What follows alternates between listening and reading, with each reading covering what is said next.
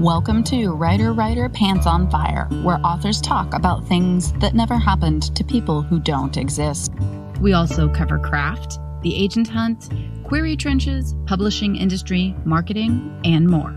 I'm your host, Mindy McGinnis. You can check out my books and social media at mindymcginnis.com, and make sure to visit the Writer Pants on Fire blog for additional interviews, query critiques, and more at writerpantsonfire.com. Whether you've written a novel, memoir, poetry, nonfiction, young adult, or children's book, you need a website to promote your work of art. PubSite is here to make that easy. PubSite allows every author, regardless of budget, to have a great-looking, professional website. This easy-to-use DIY website builder was developed specifically for books and authors. Whether you're an author of one book or 50, PubSite gives you the tools to build, design, and update your website pain-free. Build your website with a 14-day free trial, or hire PubSite to set up the website for you. Authors like Tom Clancy, Robin Cook, Janet Daly, and hundreds more use PubSite. Visit pubsite.com to get started today. That's pub-site.com. We're here with Melisa Landers, who is a fellow Ohioan and an author that has had a really interesting career path. One of the reasons why I wanted to have Melisa on the show is because she has not had the traditional path in a lot of ways. She has experimented and she has done offshoots and she has had lapses in her publishing career.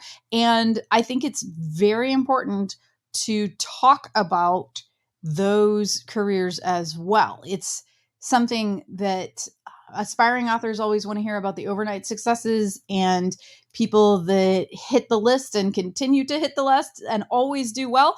And the truth is that that is a very, very, very small percentage of people. Even continuing to publish is very, very difficult. For example, in my debut group of 2013, which was both YA and middle grade authors, recently, I was having a conversation with someone who was also a fellow Lucky 13, and they said, hey, have you ever gone back and looked at our group and the people that we debuted with and done the math on how many are still traditionally publishing? Quite a few have found success in other arenas, but in the traditional publishing world, have you ever gone back and looked? And I was like, no, I haven't. And just out of curiosity, I did. And I'm going to take a stab at the numbers because I didn't write it down and I'm not going to take the time to go do that again. But I'm going to say there were roughly 65 of us that were in this loosely knit group of debut YA and middle grade authors in 2013. And at the time that I looked, which might have been 2 or 3 years ago, I think maybe 8 of us. Whoa, seriously? Yeah. We're still in the trad pub world. That's one of the reasons why I wanted to have you on here, because you have had hiccups, as you refer to them, in your career, but you keep coming back. So if you would just like to tell the audience just like a brief overview of your career and what it's been like. Well, when I first started writing, Alienated was the first book I ever wrote. And I was very, very lucky that it actually sold and it did super, super well. But I also was publishing adult contemporary romance under a pen name at that time. And I couldn't decide which I liked more. I didn't know which would take off better. And so for a long time, I tried to do both. I do not recommend that unless you're just a naturally prolific author who spews awesome words without effort, because for me, it did burn me out. Mm-hmm. Looking back, if I could do it over again, I would have stuck to just YA sci-fi and spent all of my time and my resources simply on creating Melisa Landers as a brand, because by trying to launch Melisa Landers and Macy Beckett, I was dividing and conquering myself. So there's lesson number 1. I think I am up to 14 novels that are out or slated for publication through 2023, but I might be miscounting. I've been busy. You just may not have seen the fruits of my labor because, again, 2 different pen names. That's the first lesson that I would impart. Choose a name, choose a genre, choose a market, invest in that brand. You and I met at different various writers conferences around Ohio. Ohio actually has quite a few writers, and it's got many book festivals and conferences that happen a lot. And so we do have a pretty tight knit group of writers. And I remember when you were writing under Macy Beckett, as well as your real name as a YA sci-fi author, because I believe we actually met at a conference that was partially romance driven, because if I remember correctly, one of the big draws of that conference was that they had dudes that were cover models there. Was it Lori Foster's reader author get together? That's exactly what it was. That conference was the best. I miss it so much. Yes, that was fun. It is not my genre. It's not my niche. It was just a conference that was nearby, and any kind of writing conference is going to have something for you if you're a writer. And I remember showing up and then there were just like ripped dudes just standing in the lobby, just kind of flexing their pecs on and off. And I was just kind of like, maybe I should write romance. I remember you trying to take that two-pronged approach. And while, as you're saying, you wish that you had not necessarily been trying to do that at the same time, you learned from it, but also, man, all the skills that you picked up as an indie author before indie was huge. I'm sure that that's useful. Well, I actually was an indie. My first 3 romance novels were with Sourcebooks, and my second 2 were with Penguin Random House. Now, I did get all of those rights reverted to me, Ah, and I put them up on, what is it, Kindle Unlimited. I haven't yes. done a very good job really pushing those titles because I'm not currently writing them. The only project that I did that was kind of not full indie, more like a hybrid, was United, the 3rd book in the Alienated series. That's right. Alienated did amazing. It earned out its advance like twice over. Invaded, the last time I looked, I was like a whisper away from earning out on that. Because trilogies were not doing so well in the YA market at the time, Disney Mhm. said, if you do a 3rd book, we're only going to put it out in ebook only, no print, not even print on demand. And that was a deal breaker for me. So I partnered with a small publisher to get United out in hardcover, did the cover design, I contracted out editorial. It was a lot of work, but I was really, really pleased with how it turned out. For listeners, just to clarify, when Melisa is saying that she earned out on Alienated, what that means is that she earned her advance back. And it sounds like, then again, that tells you how extraordinarily successful Alienated was. And if you're a whisper away from earning out on the sequel, that shows your read through and the success of Alienated being so great. So yeah, you had great success in the trad YA world right out of the gate with your first book with your name on it in that realm. And you were also writing in sci-fi, which had a moment. And as you're saying, trilogies were suddenly like a bad word. At first, that was all you were ever supposed to do was write trilogies. And then you weren't anymore. I have multiple friends that came out 2013, 2014, who were supposed to have trilogies and were asked, hey, do you think you could wrap it up in 2? Because trilogies aren't hot anymore. So talk to me a little bit about how things changed career wise for you after you came out of the gate so hard with the first 2 books in the series. You improvised and did your 3rd one on your own. And then what happened next for you? All right, so we have Alienated, Invaded, United. That series nice tied up in a little bow. My next series was Starflight, and that did extremely well too. Starfall, which is the sequel, not as well. And so Disney said, no more in this series, give us something new. So I did. I decided to take a stab at writing high fantasy. Mm. And I came up with a proposal for a book called The Half King, which is about a failed oracle who has to leave the temple where she's lived at since birth and travel to the palace to serve the Half King, a charming man who serves his kingdom by day and turns to shadow at sunset. Now, I sold this proposal to my former editor, not my current editor, my former editor, on, let's see, 3 chapters and a synopsis, so about 50 pages. Mm-hmm. And she loved it. The whole team loved it. They sold in a 2-book, 6-figure deal. Currently, it is my only 6-figure deal. And so this felt like a big career high for me. Now, I had a phone call with my editor after selling the proposal. I always like to do that just to ask if there's any changes they want to see as I complete the manuscript. We love it. Just one thing. Mm. Do you think you can set it in space? Oh my God. There was a disconnect when it came to expectations.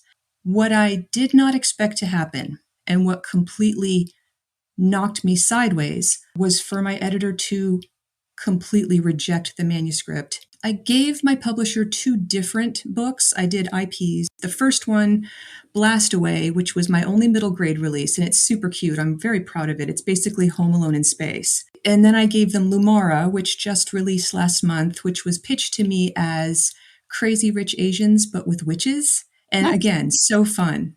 So fun. My first experience with an unreliable narrator.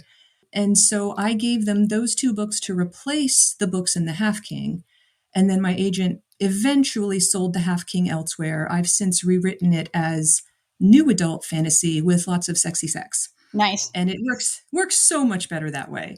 But this stumble in the Half King completely interrupted my release schedule.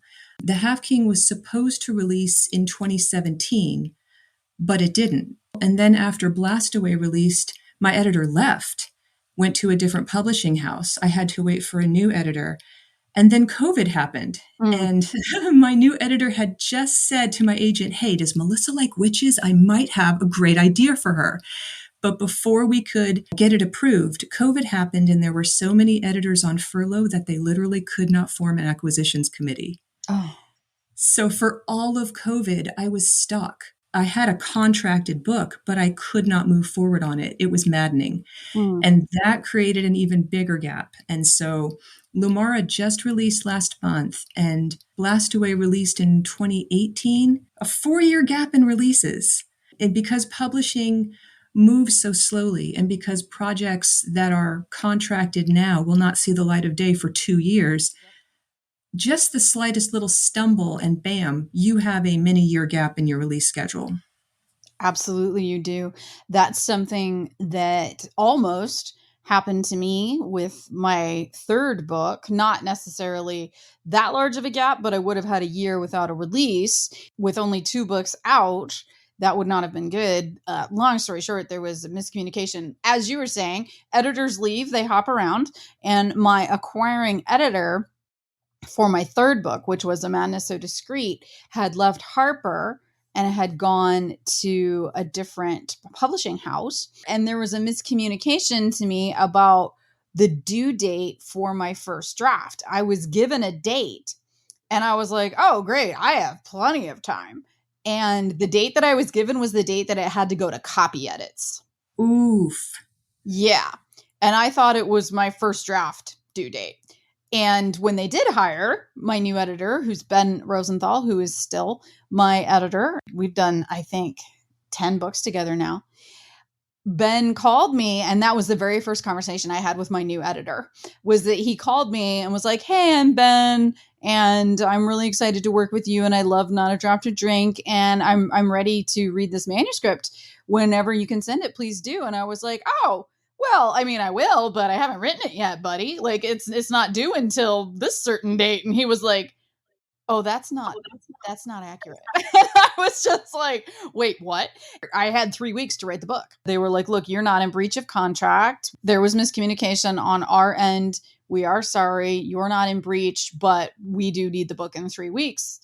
Or we'll take a year off. And I was like, well, this is how I make a living. So not taking a year off, going to write a book in 3 weeks. And so that's what I did. I understand that it's pretty good. I have not, I can't tell you what happens in that book. I wrote it in a fugue state. You're right. Those lags, you can have that happen. You can have those gaps in your career. And because of the fact that there is such a long lead time in publishing, in traditional publishing, that gap, even if you have like one stumble, it's going to cost you 2 years, maybe. How did you keep your readers aware of you as an individual? And if you do continue to use social media and a newsletter, how do you keep your readers at least aware that you exist for those 4 years? Honestly, I kind of didn't. I focused on if I posted anything to the gram, it was personal. Like, Mm-hmm. here's a picture of me on vacation. I wasn't just spewing monotonous pictures of my books because, for me anyway, as a reader myself, I don't like to see too much repetition from authors that I follow. I know what your cover looks like. I don't need to see it 20 times in my feed. Plus, there's the issue that my readership were originally teenagers. 2014, when Alienated came out, they are grown now. Yeah. In fact, oh my gosh, what a mind freak. So on Instagram, I follow the original cover model from Alienated. He is now married with a baby. They're adults now, they're grown. I don't know how many of them are still reading YA as adults, but I'm going to take a stab and say not a ton. Mm-hmm. So I didn't see the sense in spinning my wheels and trying to hold on to a readership that was aging out of the market. I just kind of let things be organic. I posted some things about my ordinary life and I let the rest go. Mm-hmm. And then I kind of just got started again once Lumara was in production to promote that. I watch other authors spin their wheels on social media, trying so hard Mm-hmm. to clutch at readers. And it's almost like the harder you try, the more inorganic it feels Mm-hmm. and the more you lose. Absolutely. I just had a conversation yesterday morning with Beth Revis, and Beth and I were talking about exactly this because I personally have lost any affection or pride or connection that I ever had with social media. And one of the main reasons is because I went through a breakup, right? About 2 months before the pandemic. I went through a breakup of a relationship that had lasted for 12 years. So it was very upsetting. I was going to make it and I was going to be okay, but I was not interested in tweeting about my book or my life. I was like, dude, my life is like really shitty right now. It's like I don't have a lot to say and I'm not going to post pictures of my cat. I'm just laying in bed crying pretty often. So it's like, this is not part of my life right now. I'm not doing social media. And I had been someone that was very active. And if there was a new platform, I was like, all right, what's this? And getting involved. I really invested my time into that. And I had 2 hours every morning blocked off where I just used social media and interacted with other people and was involved in conversations and making my own content. And I totally shut down everything. Not even a, hey, going through a hard time, not going to be around for a little while post, like nothing for 3 months. And literally no one noticed. It did not affect my sales in any way whatsoever. And I was like, all right, then what am I doing here? Like, what is Yeah. the point of this? And so I had that happen, which was just right before the pandemic. And then, in the years that have followed, social media has changed very much from when you and I first started using it. It is now very picture and video based, and it didn't used to be. Like Facebook and Twitter were the first platforms that I was active on, and it was, how clever are you with words? What can you do with words? I can utilize that. I am not dancing. I'm not lip syncing. I'm not pointing to words on a screen. I am 43. I don't give a shit. I don't know what's popular. I'm not going to pick the right music. I'm not going to, just like none of it. None of it. I have continued now to just be like, you know what? I'm not interested. And I agree with you completely that if I were to try anyway, it would just be pathetic. Yeah, you can tell when it's inorganic and it's, as my teenager would say, cringy. And kind of like you not wanting to share hard times, there was no way 5 years ago that I was going to be on social media and say, hey guys, you haven't heard from me because I wrote something so broken, my own editor doesn't want to work with me. No, I was ashamed. I I was know. very hurt. And that really taught me a lesson about how fragile my self esteem is and how tightly bonded my self esteem is to my creative process. Mm-hmm. I was unable to write for the longest time. And then when I finally could write, I was just a black hole of need for validation. My critique partner, Lori Langdon, she's been on your podcast before. Yes. She can tell you every time I sent her a chapter, I would follow up. Is it okay? Does it suck? Does it suck? And she would be like, oh my God, Mel, no, it doesn't suck. This is awesome. Stop. I like to think that I was this big, tough badass. I am so not a big, tough badass. I am like a little fragile flower made out of tissue paper. That was something I wanted to ask you about, was how did you recover, not only talking about a career or maintaining your social media or the financial aspect, how do you recover emotionally? Time, honestly, time was the only thing. Time and being able to get into a new project and watch that succeed. Mm-hmm. And by succeed, I don't mean in the market. Blastaway didn't sell super well, but I am so proud of it. It is freaking adorable. And I hate that it didn't do as well. But sci-fi, it is what it is. When you write sci-fi, you kind of have your hits and misses. For the longest time, I could not touch The Half King. The thing with The Half King is it's a beautiful book. It really is. And I'm not just saying that because I wrote it. I think that when it releases in 2023, people who love high fantasy romance are going to connect with it. But it has so much beauty in it. And I just knew that it deserved to be out in the world. But every time I would open the file, I would freak out and shut it down again. I Mm-hmm. could not work on the book. Last year when it sold again, and then I had a call with the editor and made a plan, and even kind of getting started on it, it felt, oh, this is going to sound so stupid, but it felt like revisiting trauma. And it took probably a month before I really got into the flow of things and began to truly enjoy the process and reconnect with those characters. It took a long time for me to get my mojo back for that project. Paper flower, fragile. No, of course it did. Like, that makes perfect sense to me. And I don't think you're using the word trauma lightly. I will share what happened to me just this past summer. Starting last Christmas, I made the decision that I didn't think I needed to be on antidepressants anymore. I had been on something for 15 years and I was feeling good and I'm in a great relationship and my career's good and I got a dog. I'm fine, right? So I slowly weaned and the weaning process was great. I got myself completely off of the antidepressant that I had been on for a very long time. There was a window where I was okay. And then there was a much larger space of time when it was bad. It was really bad.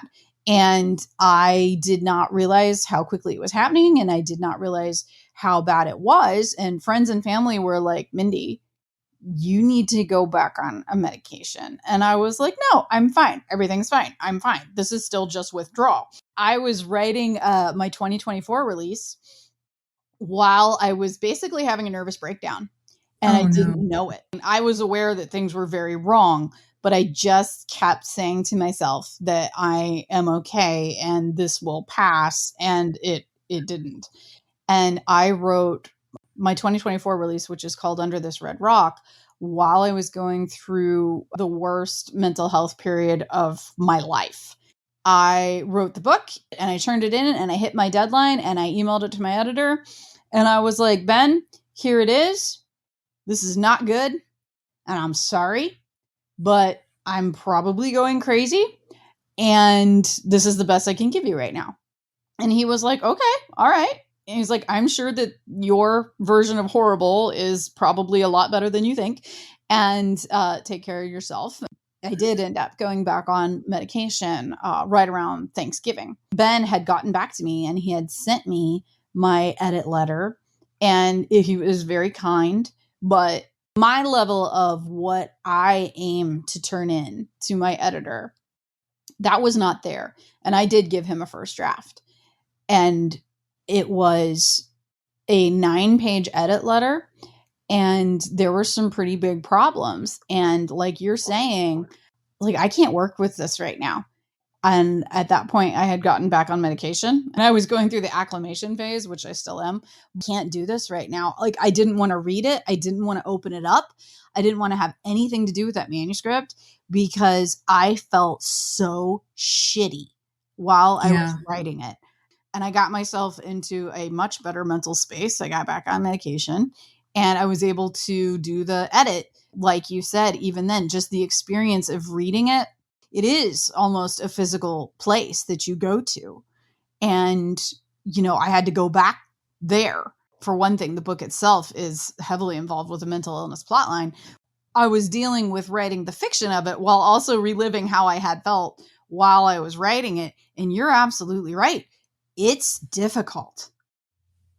From the beginning, ever since Not a Drop to Drink, your brand is kind of dark, gritty, right? My brand is light, funny. And when you're in a bad mental place, guess Mm-hmm. how easy it is to write light and funny? Oh, I can't even imagine. My previous editor at Disney, one of the projects that I had pitched to her when I was trying to fulfill this last book in my contract was one of my 2023 releases. She rejected it because she felt like it was a better fit for the adult market, but my new editor at Hyperion absolutely loved it as much as I do. And it is very funny. It's basically like a Jessica Jones meets Veronica Mars. It's a murder mystery, and it is humor and sarcasm from start to finish. And I wrote it over the summer when the sun was out and I didn't have seasonal depression and I felt good. I felt good and life was good and I was happy and I was in a good place. And when I tell you that book just bloomed out of me effortlessly, it was the most fun I've ever had writing in my life. Mm-hmm. It's kind of miraculous what you can do when your mental health is in a good place. It is. It is. You're absolutely right about my brand and what I write. Obviously, I have no problem talking about mental illness, so I will just keep going. I've been thinking a lot about how I'm going to talk about this book because it does have a major mental illness aspect for my main character. And I was not in a great place when I was writing it. And people have been asking me, what do you have coming out next? What's going on next? And I'm like, guys. So I have a release in March of this year of 2023. And it is my lightest, happiest. I mean, it's a murder mystery. Don't get me wrong. And there's some dark things, but it is my lightest, happiest, and probably most hopeful book that I've ever written. And I wrote it, of course, while I was on medication, just in a really good place. Like everything was like really good when I was writing it. And I actually remember working on that book, which is called A Long Stretch of Bad Days. When I was writing a darker scene or a more like upsetting scene or something where my main character was not in a great place, I had to like kind of work at it. Sadness, how it feels. And I had to kind of dig for it. And writing my 2024 release, which is called Under This Red Rock, there might be 3 lines in it that are funny because I do try to have a little bit of lightness somewhere in all of my books. My 2023 is actually funny. I just got my Kirkus review and they made a comment about how funny it is. Yes, thank you. Because it's like, I always try to have some funny in there, and that's not what I'm known for. My 2024 release, I was in the total opposite place mentally, where I was like, okay, you know what funny is, and you know what funny means, and you're able to make jokes, and you've made jokes before, so write something funny because you just wrote 30 pages of just deep, dark, black shit. Yeah. The old advice, butt in chair, hands on keys. It's great if the rest of your life is also great. Yeah. But if your life is falling apart around you, your emotions are in shambles, butt in chair, hands on keys doesn't yield the same output. And then that comes across on the page and all has to be rewritten anyway. Let's talk about Lumara, which is your book that just came out last month. And that one is something, from my understanding, it has helped you get right back onto your trajectory and put you back on your path.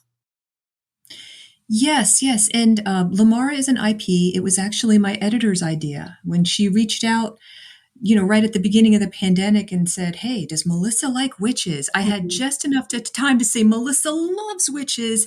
And then the pandemic and everything went sideways. Yeah. But yeah, she said, I have this idea. It's an unreliable narrator, magic, this island with living properties. And I was sold immediately. And so it was so much fun to plot the book with her assistants and to explore magic in a modern day setting.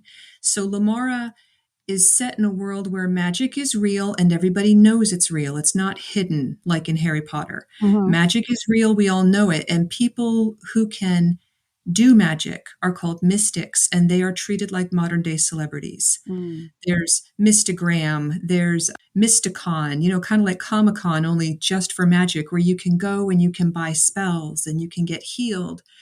And so this is the world you live in. But the main character, Talia, hates mystics, hates them because she had a really bad experience and was basically ripped off of her whole life savings from one. Everybody knows she hates mystics. She won't shut up about it. And then one day she learns that her boyfriend, who she loves very, very much, is not only a mystic, but the son and heir to the most wealthy, powerful, mysterious mystic family in the world. And his cousin is getting married and he can bring a date, and he wants Talia to come home to his private island with him and meet the family. But once she gets there, all hell breaks loose. It's an unreliable narrator, so if I say too much, I spoil it, but it's a mystery, murder, generational curses, magic, love, betrayal, all my favorite things. Would you like to mention your 2024 release? Oh, yeah, I would love to. My 2023 releases, The Half King should be coming along fall, winter. I'm not really sure, from Red Tower Books. Again, this will be my first new adult release. Sex on the page, explicit, so not for my younger teen readers. I'm ready. And then my Hyperion release will be December 5th of 2023, and that's called Make Me a Liar. And that's the one that I said was the most fun book I've ever written. Basically, a teenage girl with the power of transferable consciousness hires herself out for side hustles, but while she's in the body of a client, someone uses her body to commit murder in public. She has to prove that even though her body committed the crime, her mind was not in it at the time. Wow. That's fascinating. I love that. Well, I can't just write a normal murder mystery. It has to have some kind of weirdness in it. So last thing, why don't you let readers know where they can find you online, and then also where they can get Lumara? Perfect. Yes. You can find me online at melissa-landers.com, and you can sign up for my email newsletter there. And I promise it's not spammy. I only send out a newsletter when I have a new release launching. You can find me on all the usual social media sites, Instagram, Facebook, Twitter. As far as Lumara, you can order that from your retailer of choice. And right now, Make Me a Liar and The Half King should also be available for pre-order. So if either of those titles sounded interesting to you, I hope you'll pre-order them.